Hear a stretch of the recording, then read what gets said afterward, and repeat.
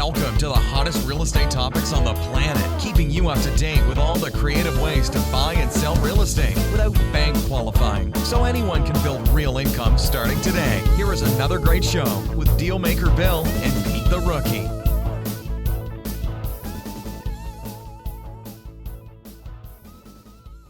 All right, here we are, Flipping Houses for Rookies, episode number 246.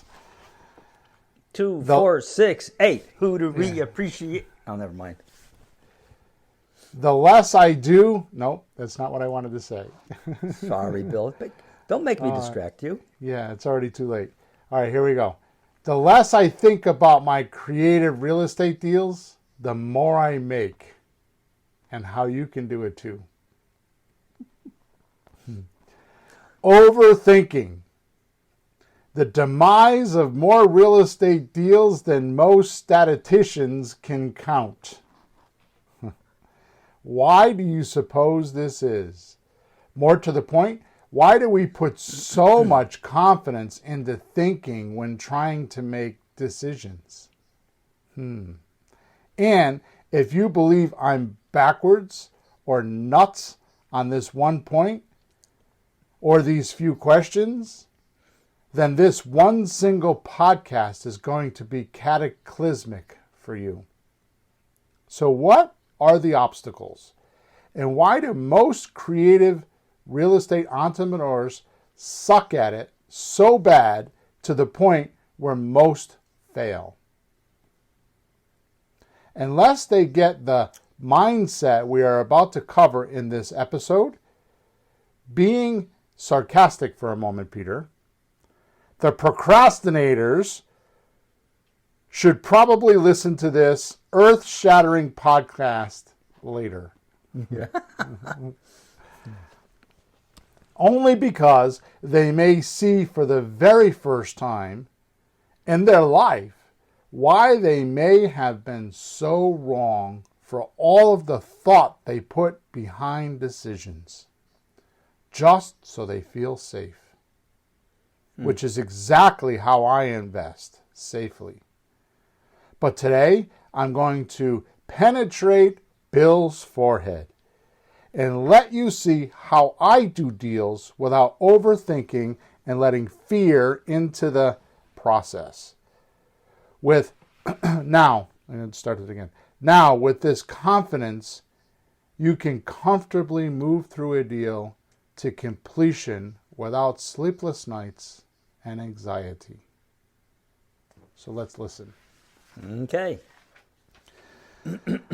So first thing I got to do is the housekeeping stuff. So realize that wherever you're watching this podcast or you've heard this podcast or whatever platform you're in the description there is a link. And inside that link, there's a lot of free stuff for you. There's over 25 things in there. There's scripts and videos and white papers and all kinds of stuff. I've mentioned this numerous times in the last several podcasts. I think the most exciting thing in that list is the lease option explain document. If most people just downloaded that 5-page document and hand wrote it 10 times, they would understand lease options and they wouldn't need a bunch of training from me or training from anybody because they would understand lease options to the point where they could actually talk to a seller like fluently about it. Okay, so there's some really good stuff there. So just go to that link. It's in your description, and there's plenty of documents there for you. As well, every Thursday morning, used to be 9:30. It's been more like 9:15 lately, but every Thursday morning, 9:30 or so Eastern Standard Time, Pete and I actually record this podcast and we live stream it onto Flakebook and ZooTube, so you can go over there and you can actually check it out at 9:30, 9:15, 9:30, and you can actually ask questions. I have a screen in front of me with all of those comments or chat boxes in front of me, so I will answer your question as long as it pertains to the podcast. If you're looking for help outside of the podcast, you can go to flippinghousesforrookies.com and type in, or on the top right hand side, there's a support link, and I will answer all your questions. I answer all those support tickets, not VAs. I answer them personally. So that is the place to get a hold of me. Okay? Get rid of that. Good morning, Desiree. She says she's all ears. She's all ears. All right, Peter. Yeah. I'm gonna start off with this statement and then move on without really having to explain it at first. But instead, move through this podcast so you can I'm going to kind of demonstrate it with a lot of theory. You know, I'm not going to try to do that. I'm just going to explain it, and it's like the mantra of this podcast. Okay. Okay? Here we go. So, this is a rule or a law or whatever you want to call it in creative finance, real estate investing, but it could be used anywhere. Okay? Sure. So here we go. Never, never, never, never, never let a deal die on your side of the desk. Ah, yeah. In other words, always leave sellers with your offer, even if the seller think it's nuts. Because one thing we know is time changes everything. So never, ever, never, never, never, never let a deal die on your side of the desk. Now, the premise of this podcast is too many of our listeners or too many of our students or too many of my private coaching clients let the deal die on their side of the desk. And it's for a multiple amount of reasons, like fear, or they think they don't know what to do, or they have to have some magical sentence or something to say, or and we've spent the last several podcasts talking about how you really can't make a person motivated. They really are motivated already. What you need to do is just figure out what they're motivated for and tap into that. You know, both my wife and I are married. This is our second marriage. So she was married before and I was married before. So her first husband, I'll never forget, told me it's one of the good things that he's done for me, because there haven't been many. And it outweighs all the others. But he was a wrestler. You know him, Jim. Yeah. Obviously, you know him. You know him longer than I did, right? He was a wrestler, and he would tell me. He told me this story one time that in wrestling, the way it works is when a person is charging you or running after you, you don't try to stop them from running at you. What you do is you use their emotion to flip them down onto the mat. Yep. So in other words, their motion of running at you helps you get what you want. Right? And when I talk about, finding out what the motivation of a seller is, it's the same scenario. It's like they're running at you with their motivation. Just flip it down onto the mat and get what you want. You know? Yeah, well, they might say something that you think, oh my God, that's a problem. Jeez, oh, that's not good. But if you look the way you look at it, and I try to think this way, because I learned it from you, is you use that to your advantage. Well, if that's the problem, try to solve it for the guy instead of like, oh, that's not good. Right. Use it somehow. Right. So when that happens and that person we'll say the wrestler is charging at you, this is what I mean by never, never, never let the deal die at your side of the desk. Right. So there has to be something. You have to do something. Right. I mean, when the wrestler's charging at you, whatever size he or she is, right, you got to do something, otherwise you're going to get run over, right, or you're going to get pummeled, right?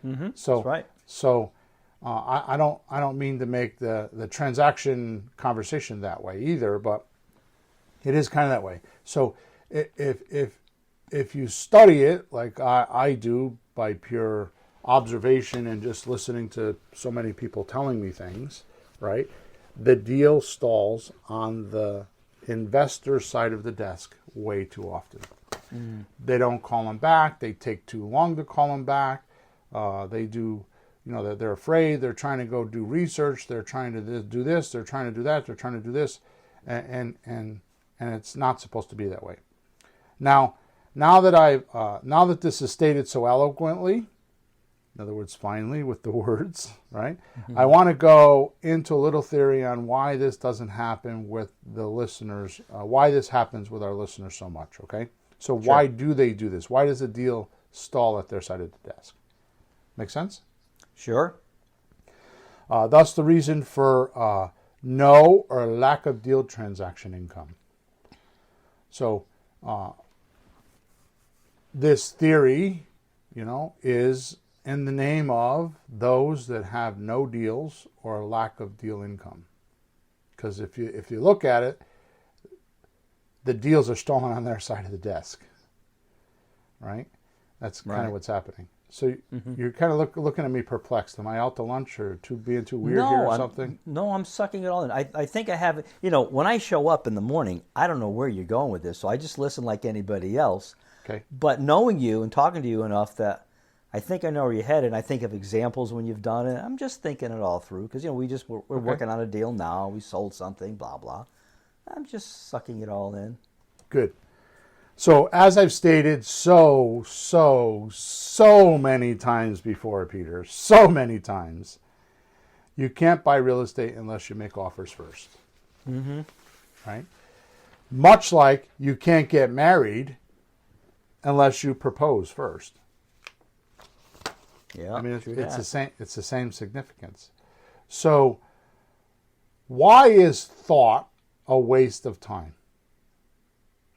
Why is thought a waste of time? So let's take a thought leader, somebody who's been considered to be a thought leader, right? Mm-hmm. These unusual cats are not really thinkers, if you go behind the scenes, right? Yeah. But instead, folks who do stuff. Oh, I would hope so. That's how they become thought leaders. They learn by living. I mean, if somebody wanted to call me a thought leader, which I don't believe I am, but I've been accused of that, right?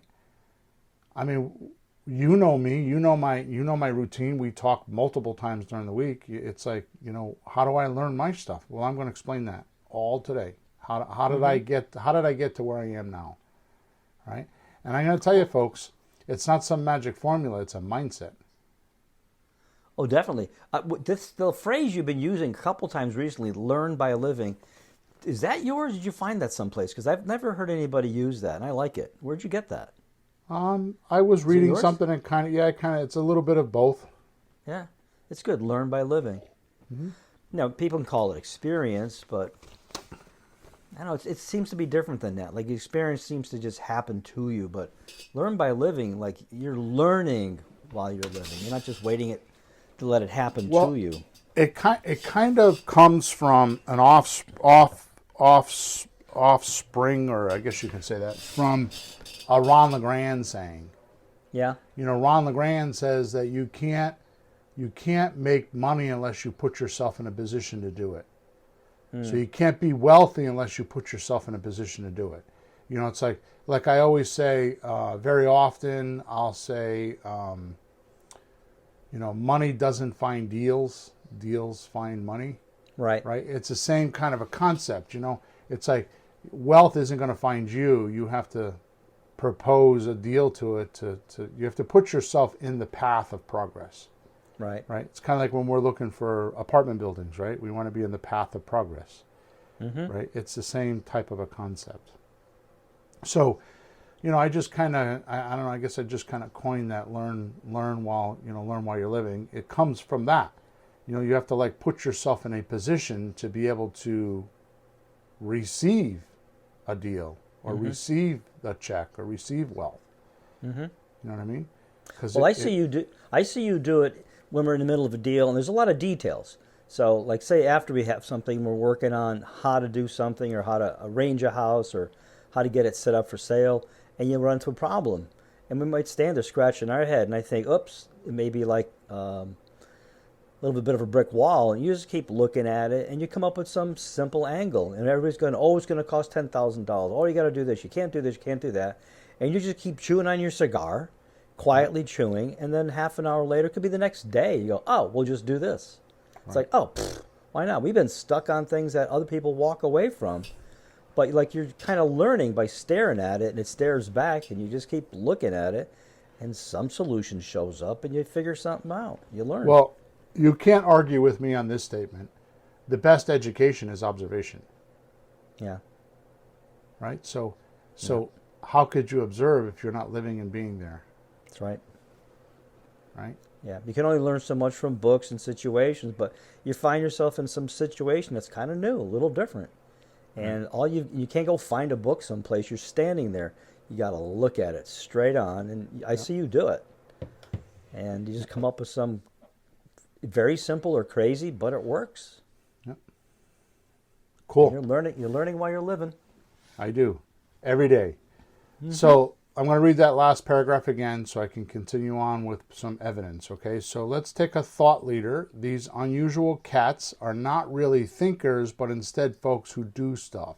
That's how they become thought leaders. They learn by living. Here is proof of my statement, Peter, okay? Yeah, yeah. So what is 5 times 6? Well, it's either 56 or 30. Right, so it's 30, right? Okie doke. Okay. 30. Okay, so how about this one?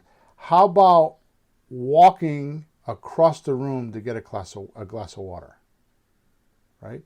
Do you think when you do that, so picture yourself in one side of the room and the glass of water is in the other and you have to walk across the room. Do you think left step, left step, balance, balance, balance, move leg, that now moves foot so you can stride? Do you think that? Right?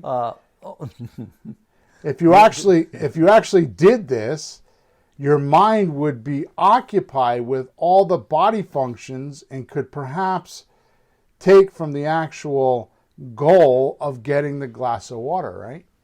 Yeah. You get confused in all the minutia, right?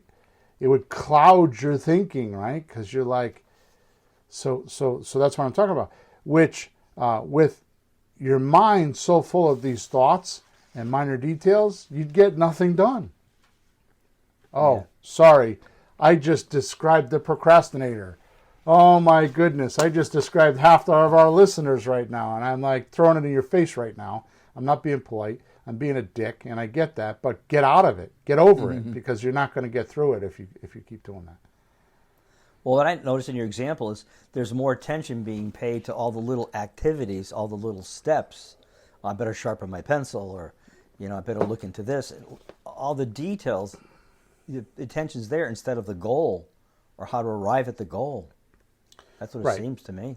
Right, and I'm gonna tell you how to overcome this in a minute, because you do need to do that stuff, but how do you do it? Okay. But so anyways, let's move on. So our society tells us or trains us to think. Right? Like, why don't you sleep on it or think about it? Right? When in fact, nothing really changes except your emotions. Right? The thinking didn't do anything. Your emotions changed. No, and that's what people use to get out of doing things. So let me think about it. I'll get back to you. To get out of it, instead of talking about what's really happening and just figuring it out. I mean, it's not going to change. You got this, you got that. Add it up, make a decision. So I'm going to throw a wrench into this whole podcast right now, because we all know, anybody that studied sales at all knows this datum. People make decisions with emotions and back it up with thinking or rationale. Logic.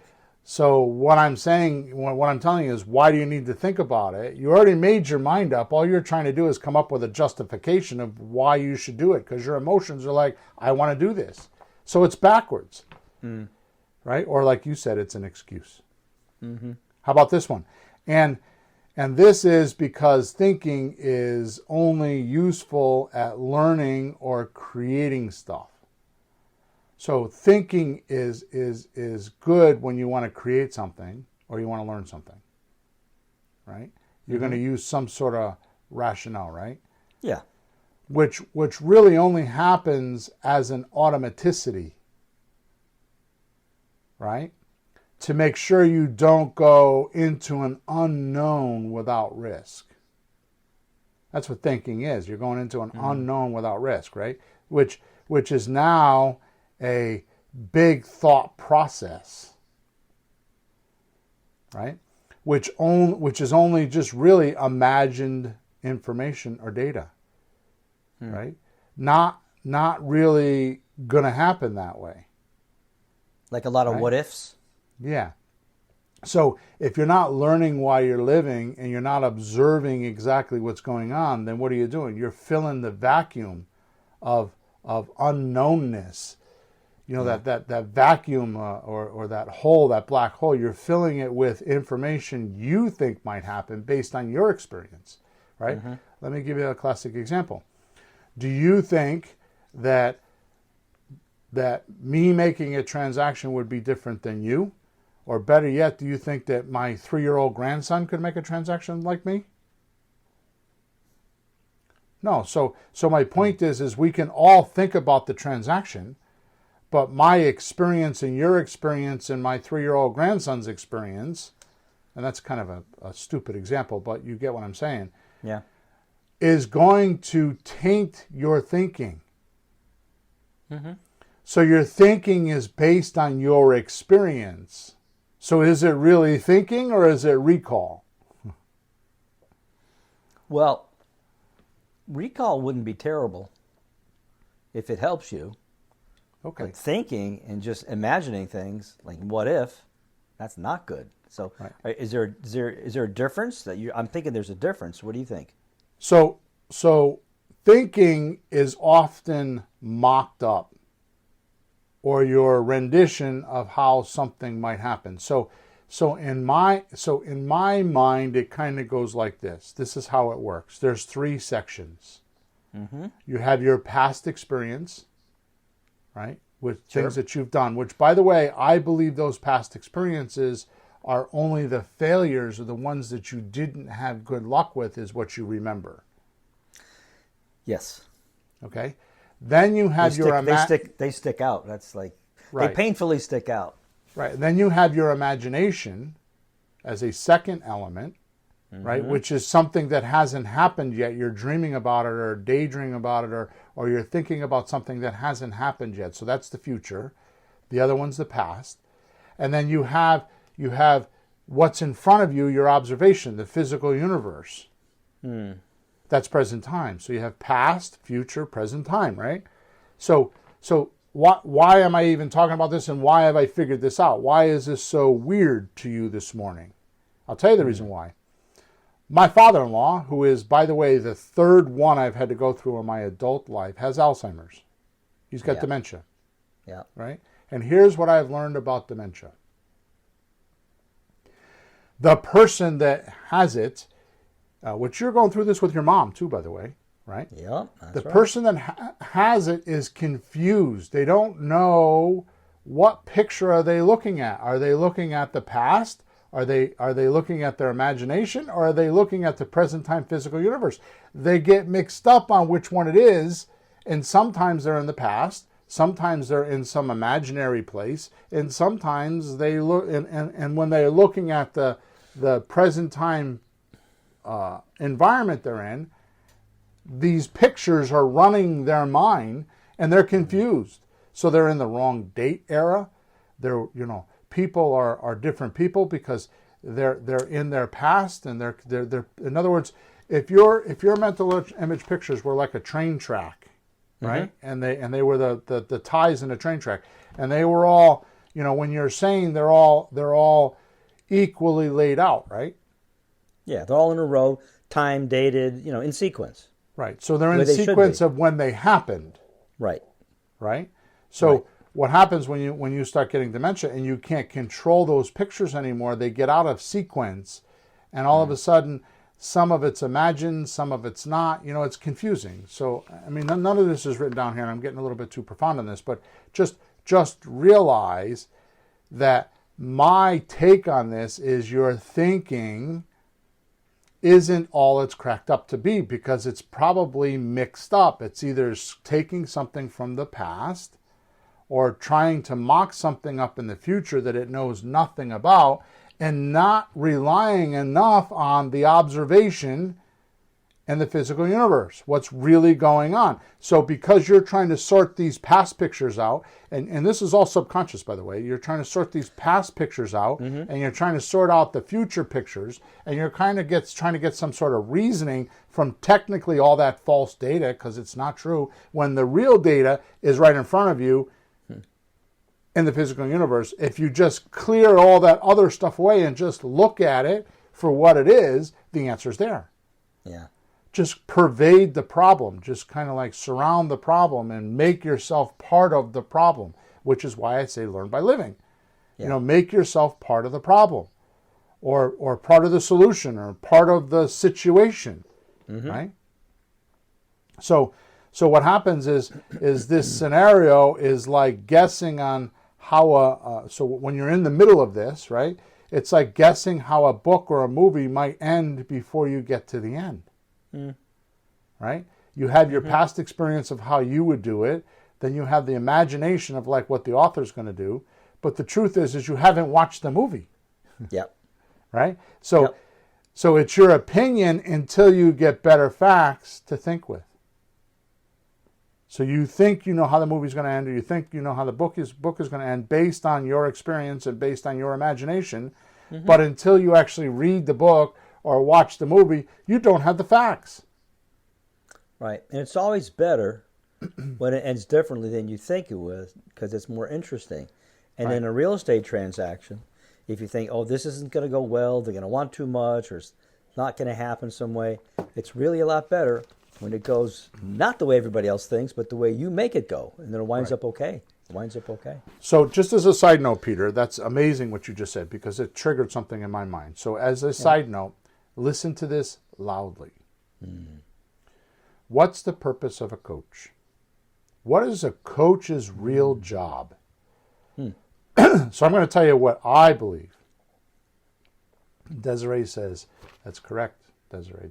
Desiree says, you attract what you think. Okay. Right? If you think it won't work, it won't work. If you think it won't work, you're right. It won't. Yeah. Somebody else did that one. Henry Ford. Right? It's right. If you think it won't work, you're right. Yep. It won't. Yep. So my job as a coach, my only job as a coach, is to take my my student or mentee or whatever you want to call them, right? And get them to look at it from different angles. Yeah. They're look at it from north, west, east, south. Look at it from a different angle and see if something else could be done. Right. Right? So that's all my job is. And I evidently do that very well, because I have a lot of coaching clients that rave about me all the time, which is, a mental thing I had to deal with, because I don't like to have all those compliments. That's just not me. You know me. I'm kind of humble about that, right? So all I do is I look. So when you're asking me, how do I do that? It's because I'm doing the same thing with my seller. I'm consulting them. I'm getting them to look at it from more than one angle. Let me give you a quick example. They want all cash. Well, they don't know that there's 14 other ways to do it. So I get them to look at it from a different angle. And I say, what if, or imagine this, or if you had a magic wand, could this happen? And I come up with all these little ways to say it, right? But in truth, I'm getting them to look at it from a different direction. Okay? By the way, none of this is real estate talk. By the way, if you did just this, you wouldn't have to worry about the transactions, which I'm going to go over in a couple minutes. Okay? So, so let's go back. It's like guessing how a book or a movie might end before getting to the end. It's your opinion until you get better facts to think with. This is true because you could be creative and decide to go to the grocery store, right? Yeah. And think nothing of driving a 3,000 or 4,000 pound vehicle and need to dodge all those bad drivers. But because you're familiar with driving and traffic, and the route, you do it without any thought. Mm-hmm. I mean, think about the last time you drove a car. Did you tell yourself to put your foot on the brake? Did you tell yourself to turn left? Did you tell yourself to put on the signal? Did you tell yourself to light the cigar? Did you tell yourself to turn on the radio? Mm-hmm. No, it's all automatic. Yeah. Right? Yep. Which means the moment we step outside of our comfort zone and have to achieve a known goal set by us or someone else, that's when we have to start to think. So it's the unknown that we have to think about. Bullcrap. Yeah. That's not true. That's the false datum, right? But what if instead we had a kind of plug-and-play system, like walking or driving, and we put those ideas into action without much thought? Right? That then sounds you right. could actually achieve something. But we don't always trust our natural instincts and observation skills. Instead, we choose to think. You follow me? Yeah. Well, what I kind of dawned on me is that, people that nowadays talk about being mindful or being in the present, and that's a good idea. But laying it out the way he did with there's past, present, and future, which we all know, of those three, the only thing that really is valid, the only thing that's really happening, the only thing that's really true is present. Right. The past, maybe it applies, maybe it doesn't. The future, that's what you make of it. And all you have to do that is present. And I watch you in a house stand and observe and just look at something like, wow, look at that electrical thing. That isn't right. And you just look and you go, we'll do this. And you've also said, I don't know if it's part of your scenario today, but you've also said sometimes the first solution isn't so hot. The second one's not much better. The third, sometimes you go 3, 4, 5, 6 deep. You go, that's a good one. Right. The first solution may be, I can't do it. So I want to Second clarify would be, what you just said. That's not thinking. That's actually what I do is I say, let me think for a second. So I think to myself, if I did that, could I accept it? Mm-hmm. Like if that happened to me, would I be okay with that? Mm-hmm. Like for example, I want to buy a piece of property. Like right now, I'm going this afternoon to go look at a 3-family house. I'm going to pick up a closing check, and I'm going to look at a 3-family house in Hartford. Right? Mm-hmm. Sean, who's my partner, is asking me, why are you going to look at the house? You're doing it backwards.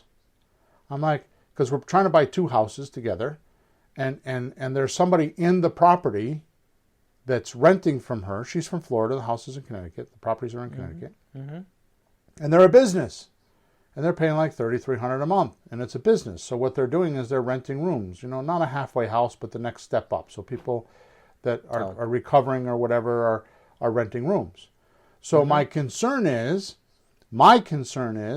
what if the economy changes and that business doesn't make it? Can I do something with this house? So I find out last night that the property is actually a single family, not a 3-family. Oh. Here's my point. I am not relying on my past experience. I'm not relying on my imagined experience or what I could do. I'm going to go rely on my observation skill. I just want to drive in the neighborhood. I want to sit out front, and I want to pervade, which means become part of the property. And that sounds weird, but I just want to be there and observe. I want to feel it. I want to smell it. I want to taste it, which all be difficult to do because I'll be smoking a cigar. Joke. But yeah, my point is that I want that observation. Now, how do I do that when I'm out of state? Like when I'm in Akron, Ohio. So the way I do that is we have a property manager type guy, and he'll go to the house and he'll do FaceTime. And I could do it through the phone. There's things that I'll be curious about. Like what's wrong with that furnace, and go look at it, right? And then just kind of dig in and ask questions. Right. Okay. So to me, thinking is actually a fallback position. It's a I don't know and a plausible excuse that has common agreement amongst humanoids. Right? Actually, you learn things so you don't need to think. Mm-hmm. Just like walking and driving. Right? So, with that said, learning doesn't come from thinking, it comes from practicing. Learning comes from practicing things or doing unknown actions on a sort of a dry run, right? Mm-hmm. Or before you need to do it. Football stars do this, right? Right. Actors do this. Actresses do this. Golf Musicians. pros do this. Musicians do this. Basketball stars. The list goes on and on, right? Mm-hmm. Mm-hmm. They practice before the show. That's right. A lot of preparation. They have figured out how to practice safely until they learn it. Then when it's time, they don't need to think. It's instinct. It's a reaction. It's a automaticity. Because they've practiced it. So you don't need to think about it. You just need to say, oh, this is that play. You know, like this is that football player. This is that swing, or this is that song, or this. And they just go, they flip the switch and off it goes. That's right. Because they've practiced it. So you don't need to think, you need to practice. This, by the way, walks right into the front door of the procrastinator and kicks him in the teeth. In a good way. Yeah, because the only thing that the procrastinator is afraid of is they might do it wrong, and they're afraid of loss. They're afraid of getting embarrassed or looking bad, or it's a fear thing. But if you could actually throw a football in your backyard and get used to it and throw that football 10,000 times before you get onto the field, you're going to feel a lot more confident when you're on the field throwing that football. I'm so sick and tired of this, Peter. I'm so sick and tired of this. It's so annoying to me. I go to the cigar shop and all these freaking guys talk about is effing golf this and swing that. They got golf clubs. They stand up, they swing the golf club, and they practice. That's all they talk about is all these chips and ironwoods and this wood, and they watch it on TV, and it's like watching paint dry. I do it because I'm with them, but my point is that when they go out, by the time they get out there in another month when it's really warm, or a few weeks, it's supposed to be 75 degrees this weekend. Oh, right? They're out there. They're out there now. They're ready. They're ready. Over and over and over and over and over again. Right? So, Bill, are you saying that we need a driving range for real estate? That would be cool. So they figured out how to practice safely until they can learn it. So they learn by living. Right? Thinking or imagining goals, wants, purpose, or anything like that is smart. But does not take long to do. It's a split second. Right? Then go into action and learn through practice while you are living that specific role or persona. I want to be a real estate investor. That's a persona, a personality. Yeah. Right? So, yes, you need to find the best teacher in the world to help you with this. Gee, I wonder who could that be? That would be you. That'd be them. Yes. It would be you yourself, the listener themselves. Yeah. Then true creativity can happen. Believe in yourself. Trust your ability. Then just practice safely. That's the confusion. Is is almost every investor I've ever met is spending all this money, and sometimes it's upwards of 40, 50, 70 grand. I mean, you've met them. I've had and never did a deal. Yep. And the reason why they're doing that is because they want to sound perfect like a pro the first time they talk to somebody. They're trying to close a deal within an hour on a phone or in a house and have all the answers for the seller. When in true fact, it's just the opposite. The late and great Dan Kennedy, he's an amazing marketer. Okay? He said, the uglier your advertising is, the more it pulls. I'm saying the more amateur you are, the more deals you'll do. And the reason why is because you tell the seller, oh, this is my first deal. Can you help me with it? Right? Or you say, I don't know the answer to that. I need to go get the answer. I have a mentor, or I have a friend, or I have a lawyer, or I have whatever. I'm going to go find out for you. It builds reports. They know you're real. I imagine you'd be much less threatening to them. Can you imagine being a seller, right? And a big fancy truck shows up, 3 guys get out with like shirts with names on them on their back, you know, and they look slick. They got clipboards. Like, oh my God, these guys are going to roll me over. Soon as I see those guys, I think it's going to cost me extra money. Yeah, yeah. That's what the seller's thinking. You come in with all this slick shit, and they think you're stealing from them. You walk in with your best pointy shoes, your best sport coat.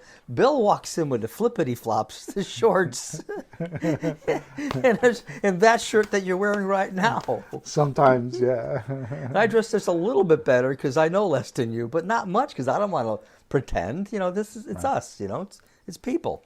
You know, it's just real that way. So now watch this, Peter. You ready for this little analogy? Yeah. A high-wire trapeze artist does not start 100 feet in the air, do they? No, sir. Oh, no. No, they start a few feet off the ground and practice until they feel it's safe, then move the wire up a little bit, and then a little bit more, and then a little bit more, until they're at 100 feet. But you never see that part. You think they're always just doing it the crazy way. You know, the people you say that, the thought leaders, that they're really doing a lot. You don't see them in the garage, in the factory, at the table working. That's the boring part. You just see them after when, oh, eureka, the phone works. And he comes out, oh, I got a phone now. Oh, he's smart. Yeah, 10,000 hours later. You don't see that other part. It's not sexy. Right. But it's real. It's amazing. Yeah. Here's a weird thought. How do you overcome being unhappy so you can be happy? Because really, at the end of the day, that's all that we're trying to do. We talked about that in the last podcast with the seller. They're just trying to be happy, right? Right. So how do you become happy when you're unhappy? Mm-hmm. So you know the answer. Go ahead.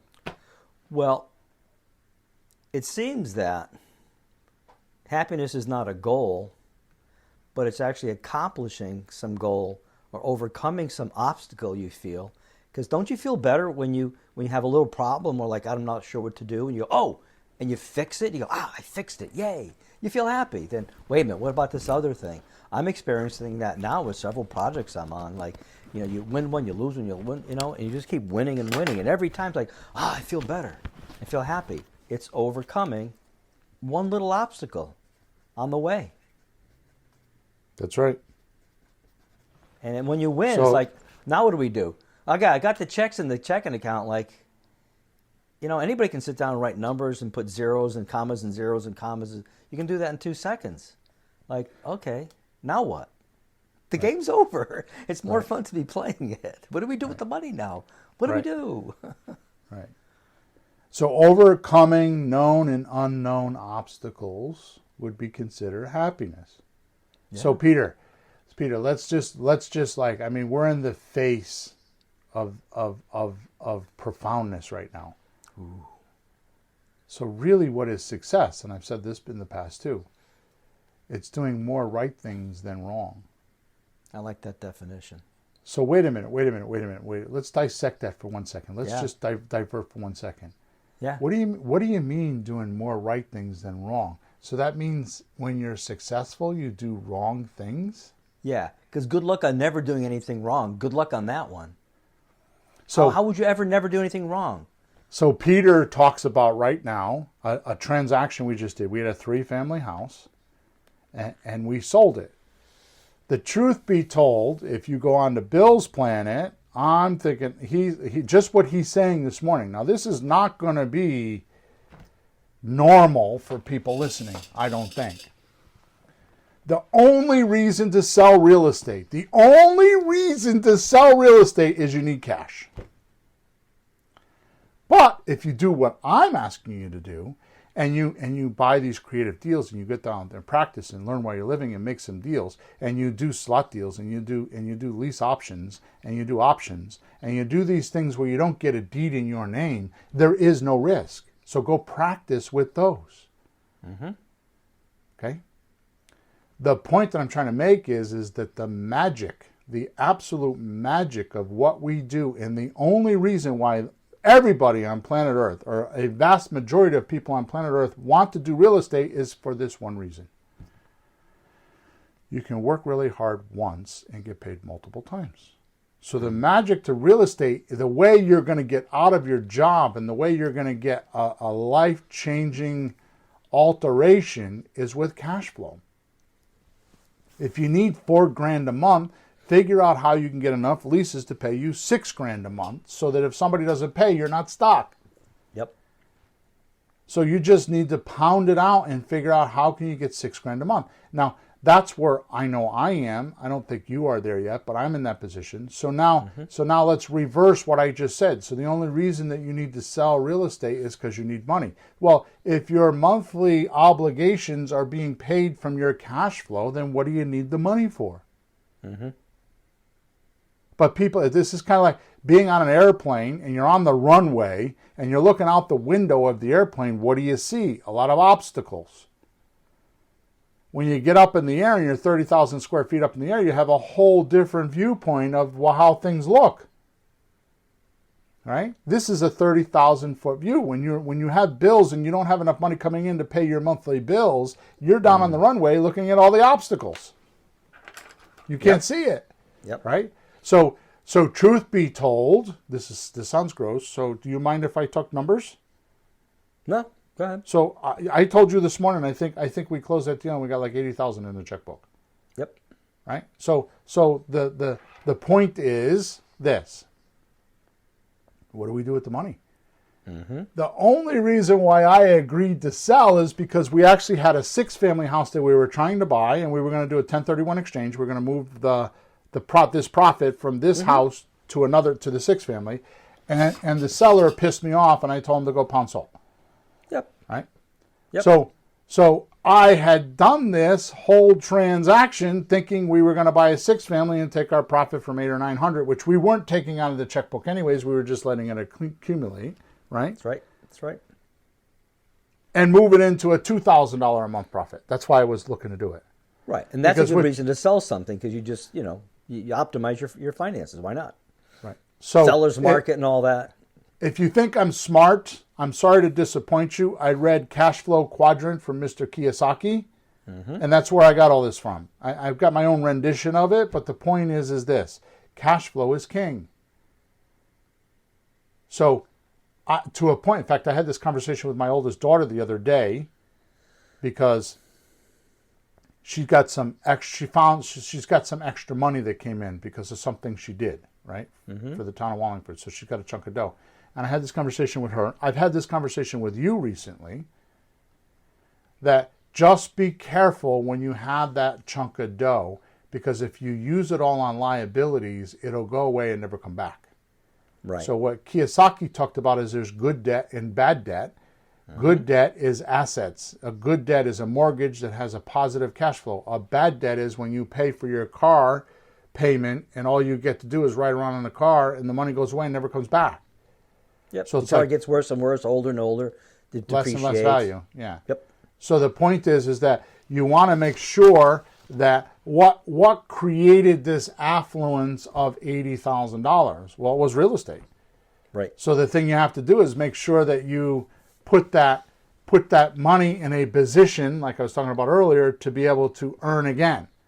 Because otherwise you'll just die. I mean, $80,000 sounds like a lot of money, but I promise you that's. I mean, if you took a year off, that's a year's salary. Yeah, you got a year, you got a bunch of pictures, and you might feel good, but that's all you're getting is a year, maybe 2 if you live conservative. That's not a lifetime. But you take that $80,000 and you buy a 10 or 12 family house, and all of a sudden it's spitting off $2,000-$3,000 a month. Now you can live a lot longer than a year or 2. That's right. Right. So. What is the definition of success? It's doing a lot more right things than wrong. Right? That's right. So, always concentrate on your next step, not the end goal. Okay? Example, you want to lose weight. Don't think about the 50 pounds. Don't be weighing yourself every single day. Right? Instead, work on the things you can control. Like eat your next meal healthier. Or create time to go to the gym this week. Like, I'm going to go to the gym. I'm going to get up an hour early tomorrow morning to go to the gym. You can control that. It's one thing. Right? Lift 10 pounds at the gym, not 200. Right? This will completely eliminate anxiety, fear, and frustration, which is going back to the happy, unhappy thing, because now what you're doing is you're overcoming known or unknown obstacles. Right? Like they say, you eat an elephant one bite at a time, not the whole thing at once. Right. This is a real estate deal in the making. And you know me, Peter, until like yesterday I called you and said, okay, transact, because until then I wasn't talking like that, right? I'm just doing my next step and doing my next step and doing my next step. It's like at any time that deal could blow up. And I finally called you yesterday afternoon and said, Peter, I just left the bank. The money's deposited. Now we can think with this much money. Right. Until then, I don't do it. I don't plan on it. I don't spend that money. I don't look forward to that money. I don't even think about it. It's like not in my universe at all. It's being needyless. I'm not needy for it. Right. Right? You know, this gives almost like another really good reason why you always say just do the next step. Yeah. So if you're thinking about all the steps you have to do, well, you can't control the next 9. You can only control the one in front of you. Well, so you'd be looking at 9 steps that you can't handle, and it would just be painful and annoying. Well, let's go back to the original example. You want to go get a glass of water, and you got to move your foot, left foot, and the right foot, and balance. And what happens is if you're trying to think about the glass of water, you will forget to move your left foot, or you'll fall off balance because you're looking at the goal instead of paying attention to your next step. Literally, move your left foot. That's the next step. Move your right foot. That's the next step. And all you do is pay attention to those because, well, I'm going to get into this in a minute because there's a reason for that. And I hope my listeners are okay with this. The guys that are listening in ZooTube or Flakebook, just send me some sort of a message. Let me know that I'm not like off my rocker here and too profound, because I could do that. I could get too deep on this shit, right? So this will completely eliminate anxiety, fear, and all kinds of frustration. Now, here's another major, and I'm giving a lot of little sentences in here that I live off of because these are my stable datums that I think with all the time, right? Where your attention goes, energies flow, results show. But your attention, put your attention on the next step, not the end goal. Right, so Desiree is saying, this is good, maybe we actually listen. This is good, maybe we'll actually listen and do deals. Yeah, I hope so. Thank you, Desiree. Deals would be good. Right? So where your attention goes, energies flow, results show. Put your attention on the next step, not the end goal. So Peter, I'm going to get really personal for a second, which is probably the right thing to do on a podcast. I should probably do this in a private coaching group, and even then I shouldn't do that.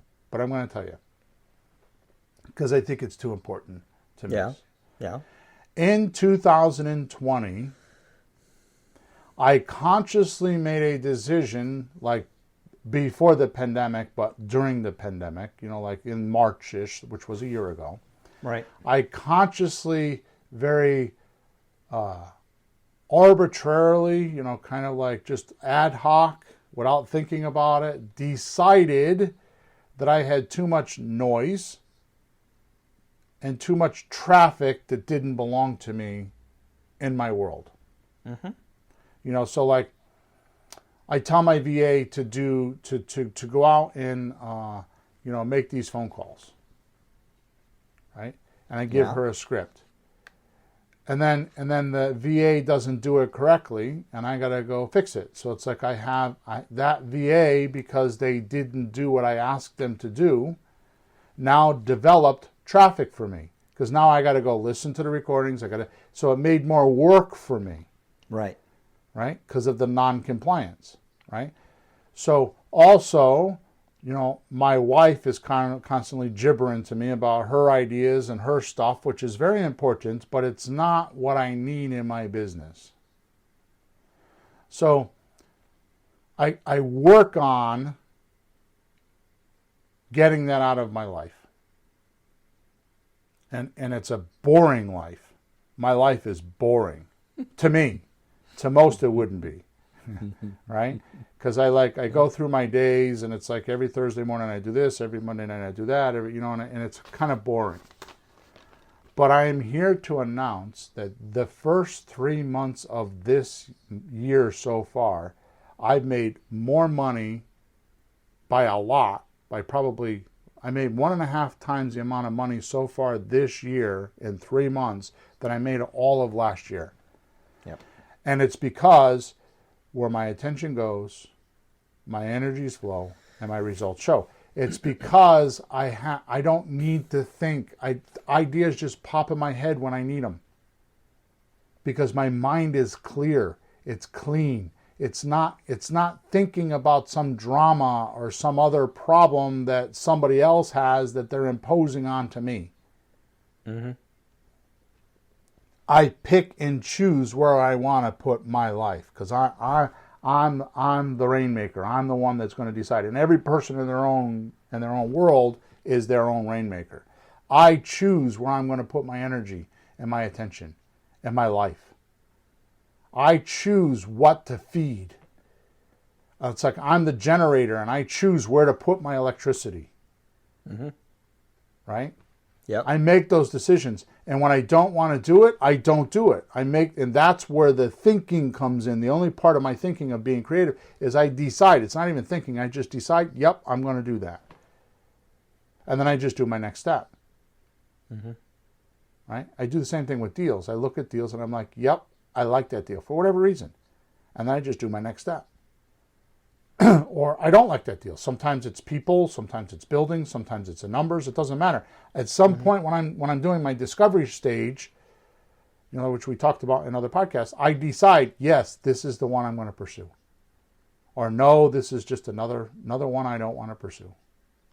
Because in final, and then I'm going to let you say what you want to say. In final, what you're going to realize, and it took me, I think 20 years, 18 years, I don't know, whatever the number is. It took me a long time to realize this. And this is, I wish somebody told me that. Well, people told me this. I wish I understood this much earlier in my life. Yep. I'm not like right now I'm partnered up with Sean, right? Mm-hmm. And I realized recently, Sean wants to do quantity. He's 25 years old. He wants to do quantity. And I'm like, no, I don't want quantity. I did that already. I own 20-something houses. I was doing 3, 4, 5 deals a month. And quantity was great, but it wasn't where I made money. What I want is quality. I want a quality of deals. I'm willing to do 1 deal a month, but I make 80 grand on that deal. You know what I mean? I'm willing to do 1 deal every 2 or 3 months, but I make 120 grand on the deal, or whatever the number is. Right? So I look for quantity. So that means I go a little bit slower. Right? And I pay more attention to those transactions while I'm doing that. It's not thinking, it's just observing and having that emotion. I like this deal. I should pursue this. Not because it's the only deal I have, it's because, the seller's talking in the right way. I got to tell you right now, the best tool that I use that I've never even really talked about, the best tool that I use, and I've never said this publicly, is the amount of communication lag I have. If I call you and leave you a message, do you call me right back? Right? Yeah. If you call me, do I call you right back? That is a telltale if I ever heard it. So if I call a seller and it takes me 4 days to get the seller on the phone, what is the likelihood that they're motivated? So I recently get very quick. I leave 1 or 2 messages and then I put them in a follow-up. I waste them. I don't even want to talk to them. It's like it doesn't create any wants for me to stay in the deal. It's the biggest tool I use, and it's so obvious that you don't even notice it. What kind of communication lag do they have on responding? Yeah, that's such an indicator that if it starts like that, what's it going to be like when you have to really do things with them and a problem comes up and you have to figure out how to solve it? Now what? If they're not that engaged with you or that interested, forget it. Exactly. What I was going to say before is you mentioned this a long time ago, that you have to be excited about a deal. Like you actually have to want to do it. It's not just a job like, there's a next hole, dig it. It's a transaction that you're involved in. It's like picking a job. How many people like their job? Yeah. Right? You do. Right. I do. Yep. But the people that don't like their job don't like their job. So why would you get involved in a real estate deal that you don't like? It's like working for a job that you hate. Why would you do that? So Find one that you like and then do a nice comment. one. Here's a comment. Yeah. It's only a job if you don't like it, because I don't think I work every day. Yeah. I don't think I have a job. I'm doing what I like. I don't consider it a job. So it's only a job if you don't like it. That's what makes it a job. Yeah. That's the definition of a job, is doing something you don't like to do to get paid. Yep. That's the definition of a job. I mean, most entrepreneurs use it as an acronym, just over broke. But really a job is something that you would, if you were left to your own devices, you would not do it every day. Yeah. I'm going to tell you right now, if you leave me to my own devices, which I am every day, I do it every day. I don't do it because of I get paid for it and I live a good life but I get up in the morning, I write my emails and I do the podcast. We don't get paid for this podcast. Matter of fact, it costs me money every week. And you donate your time every single week. This podcast costs me 5 or 6 hours a week of my time. By the time I write it, by the time I type it, in the chat, by the time we edit it, it's 5 or 6 hours a week. And I pay Emma to do editing. I don't get a single penny for this. Yep. And every single week I get multiple, usually a couple, not every week, but at least 2 times or 3 times a month, I get people sending me messages saying that they want to advertise on this podcast. And they want to monetize my podcast. They want to come here and they want to do advertisements because they know I have listeners. And I don't do it. It's because this is what I do. This is what I believe in. Someday that will change. Someday you'll be like, this is our last podcast. Nice knowing everybody, and we're done. But until then, here we are. All right, way off topic. Putting your eye on a mountain is just a compass setting. The first step towards that mountain is your next step getting you to the mountain. So it's an old saying, putting your eye on your mountain. It's kind of like setting your goals and just keeping your eye on the mountain. Like you're in California and you're in the valley and you see the mountain and you want to get to the top of the mountain and you say, I'm going to get to the top of the mountain. And you constantly keep your eye on the mountain so you don't get lost. So it's just a compass setting. Right, but even then, you should figure out all the steps. Take a left at the valley, go up the river, cut 2 miles, get out of the canoe. There should be steps along the way. And as you accomplish each of those steps, you'll feel happier and happier because you know you're doing something and you're getting, and the mountain is getting closer and closer. Right? Not to mention your morale will go up because you're producing, so your morale will go up. You'll feel better, your confidence will soar, and your train can't be knocked off the rails. Right? Yeah. Doing this, you'll start to notice your time and energy will be very efficient after a while because you're just thinking about, you got your eye on the mountain. And all you're thinking about is how do you get on the top of that mountain. By the way, knowing what you want is important, like the mountain. But your actions show the real passion or the true passion and the fuel that runs your engines. So too many times I get people come in and they say they want to be a real estate investor. They'll pay me the money and then not show up on a coaching call. Whoever doesn't show up on a coaching call multiple times, I know they're just bullshitting me about their passion. They really don't mean it. Because think about it. The coaching call, my American coaching call, is every Monday night at 7 p.m. Eastern Standard Time. I've been doing this 5 years. There's been once, because I was traveling, and I chose to do that because somebody was willing to run the coaching call for me.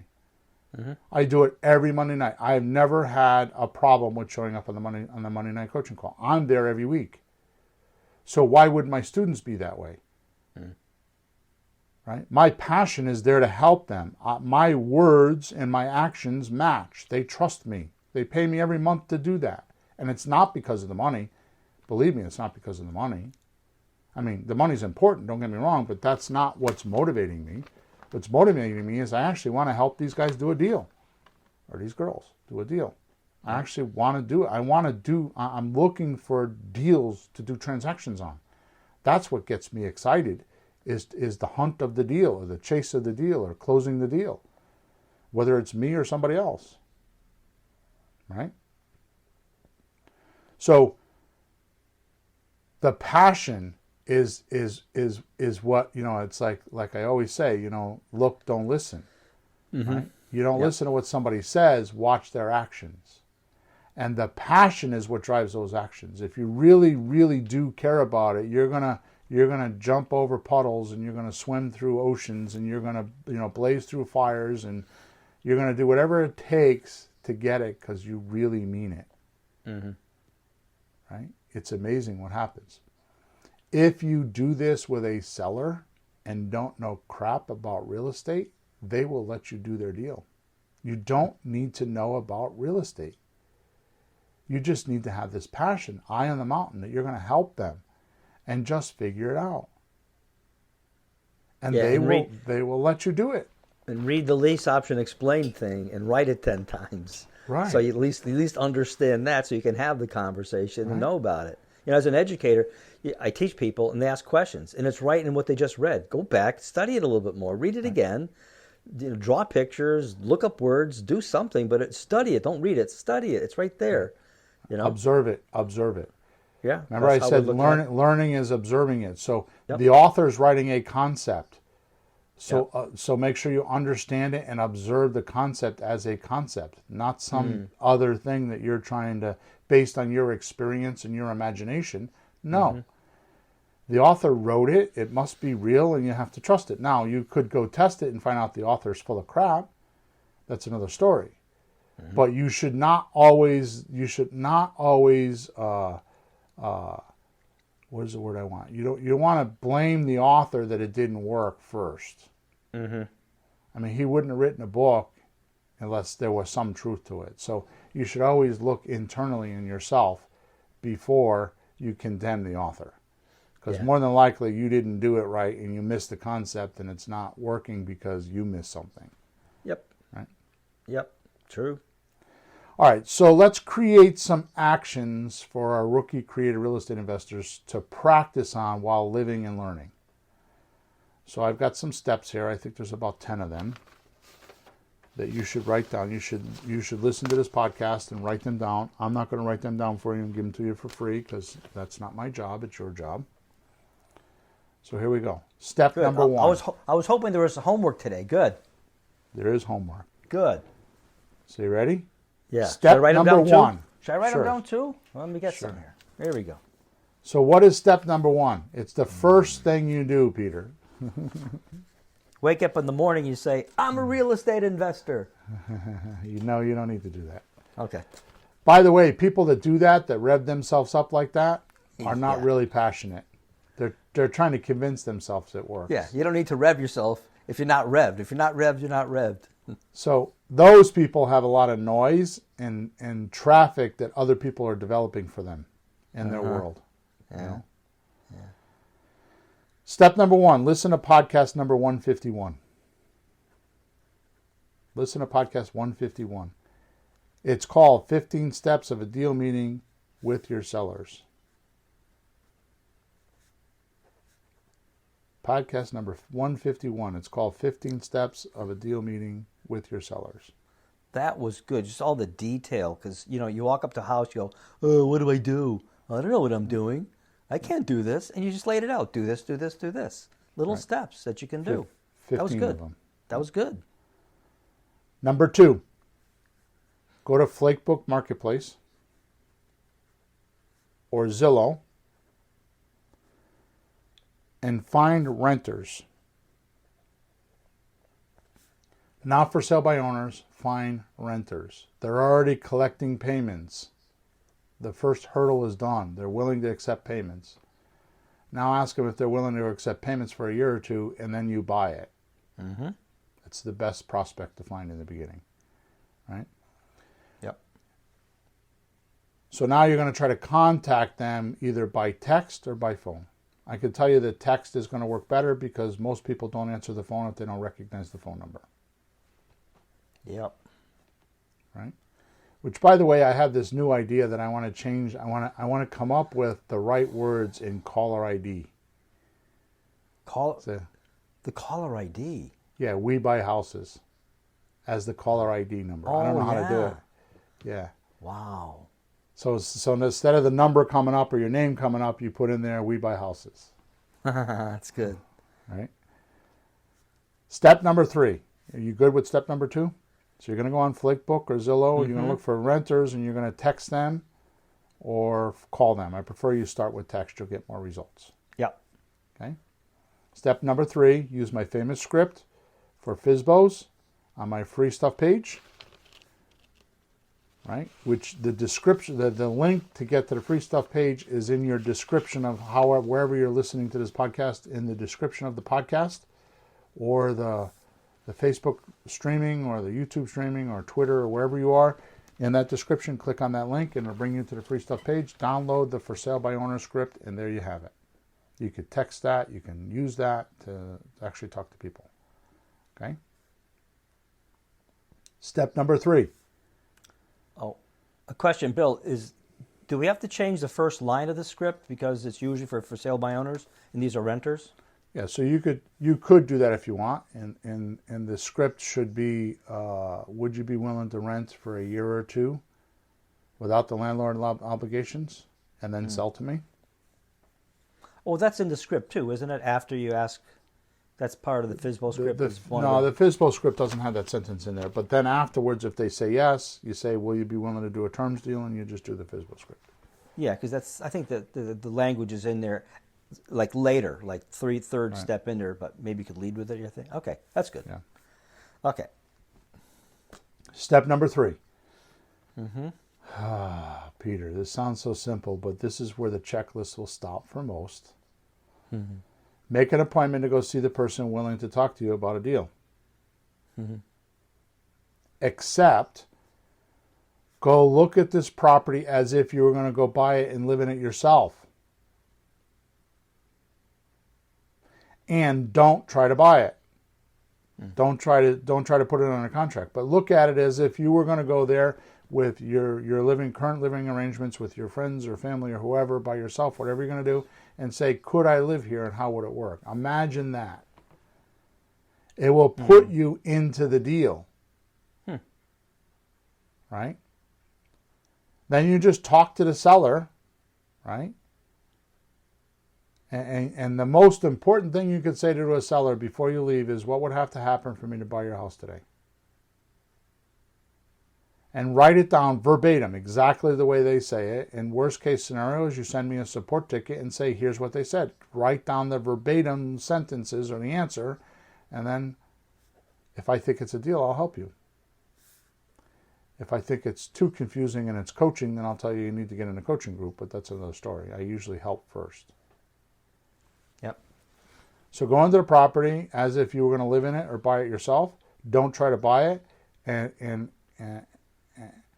you're there just to observe the seller's mannerisms. You want to observe the questions they would ask. You want to observe their reactions to your comments and to your questions.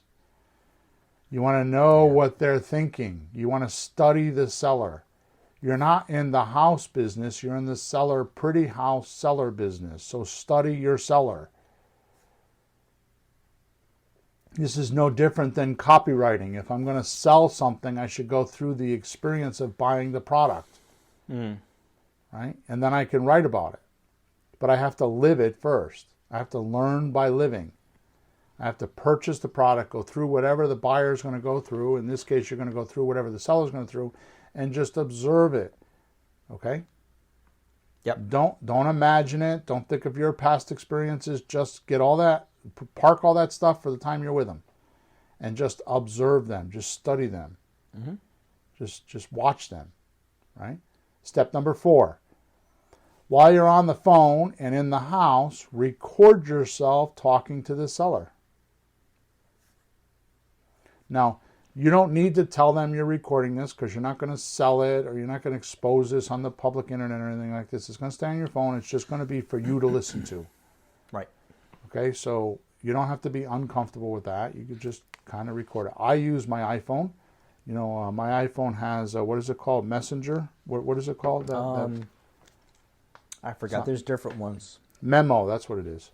Memo? Right, yeah. So you could record it on your phone. What I do is I carry a little clipboard. I turn my phone upside down so you can't see the screen, and I just carry it around the house. So fortunate these days, because we used to do that with actual tape recorders back in the day, and in my pocket. And you could hear my pocket, you know, the tape recorder moving around in my pocket. You know? Oh, on tape. Oh, God. Yeah, Oof. right? Oof. All right. So while on the phone and in the house, record yourself talking to the seller. That's step number 4. Step number 5, now go listen to podcast number 205, which is how to easily flip sellers' objections into profitable deals ethically and honestly. So episode 205, and that's part 1. Part 2 is 206. So you're going to listen to episode 205 and 206, which is how to easily flip sellers' objections into profitable deals ethically and honestly. Yep. Okay. Step number 6 is match your recording of talking to the seller with episode 205 and 206. So you're going to compare what we're talking about on those notes from what you heard in the house. In other words, the things they said, the objections, the stalls, the resistance, anything that you heard, you're going to hear us talking about that in episode 206 and 205. Right. Step number 7, take notes on where you were good and where you were not so good.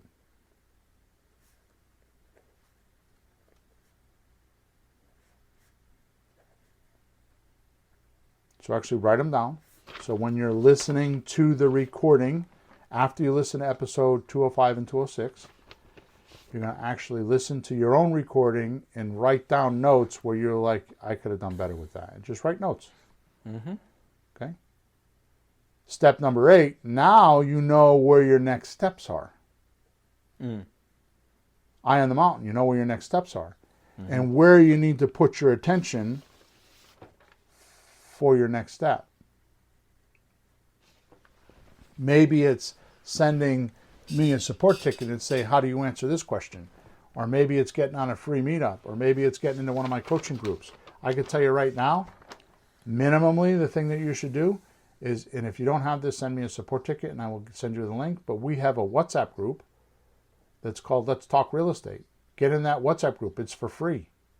On your phone, get in that WhatsApp group and say, hey, how do you guys answer this question when a seller says this? And let everybody answer you.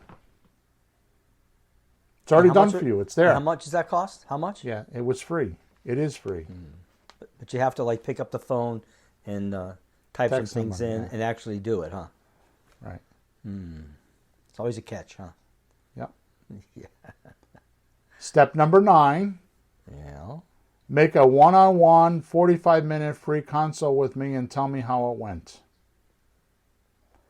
That's flippinghousesforrookies.com/free consult. flippinghousesforrookies.com/free consult. Let me know how it went. Or send me a support ticket. Step number 10, Peter, and the final step, is do this a minimum of 3 times, a maximum of 5 times within the next 30 days.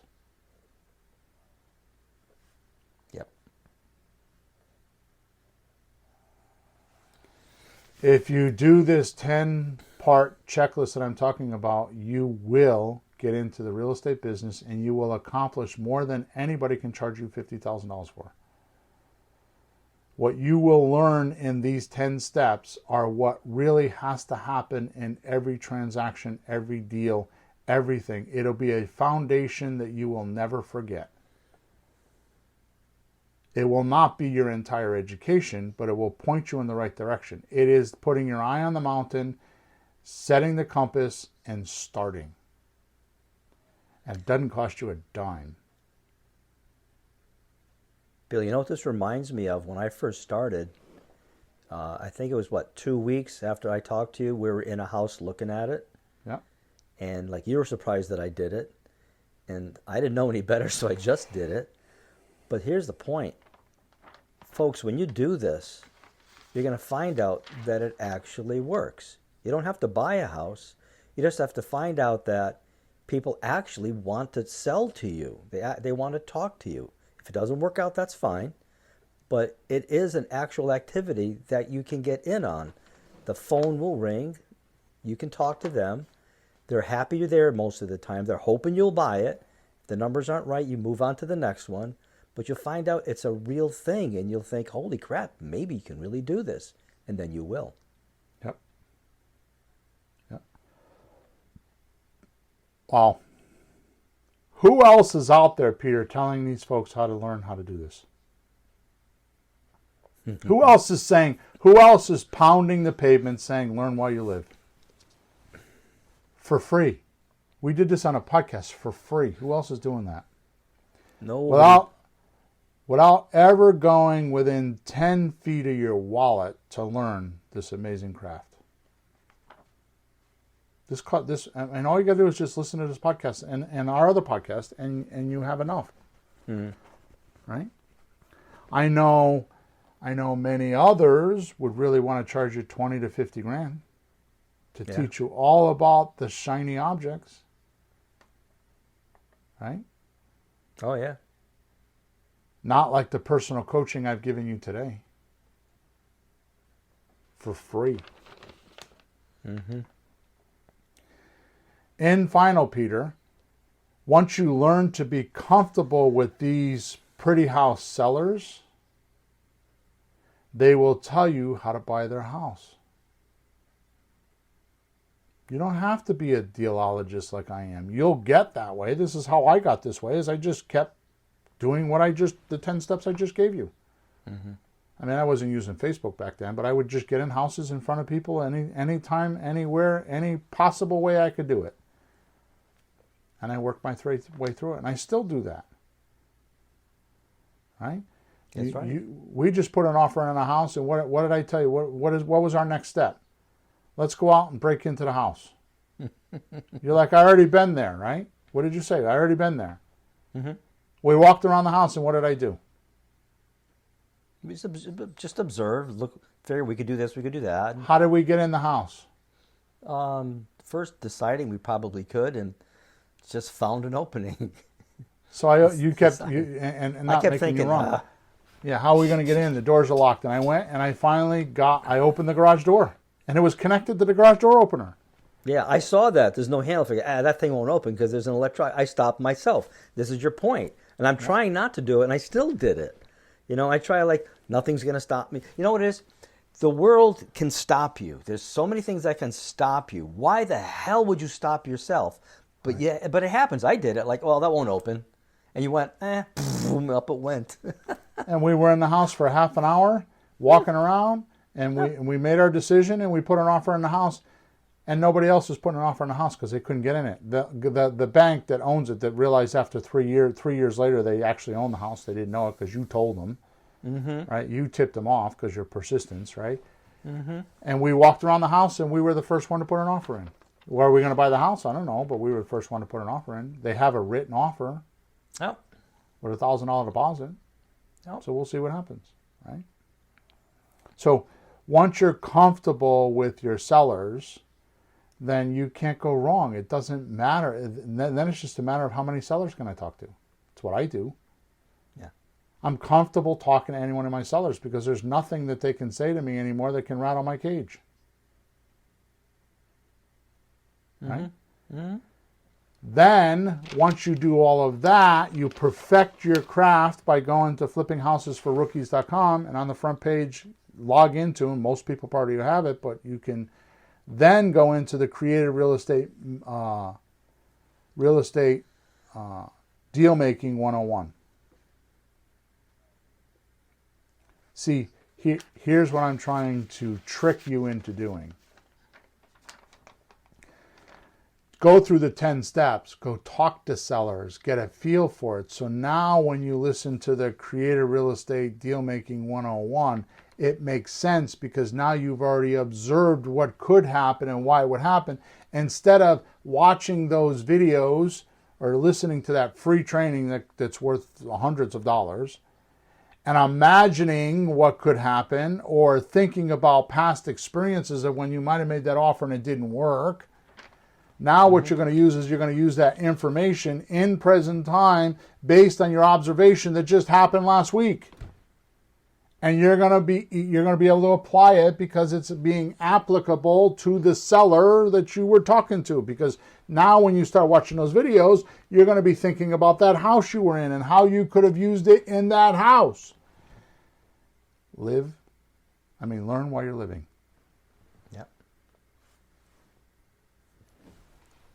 There's no other way to do it.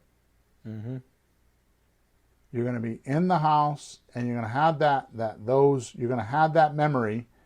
And now, when you watch those videos, you're going to be like, "Oh, I could have said this," or "Oh, I could have done that," or "I should call them back because I can make an offer now." And if you do that process, those 10 steps enough times, 5, 10 times over the course of a couple months, you'll be amazed at your progress. And oh yeah, by the way, you never had to think about it. Thinking is overrated. What you need to do is you need to be that football star that once he grabs the football, he just goes into automatic mode and it just happens. The play just happens because he's practiced it so many times, it just happens. Yep. Right? You need to be that pro golfer that he puts the ball down on the tee and he lines himself up and swings and it just happens. He didn't have to learn about anything. It was a reaction.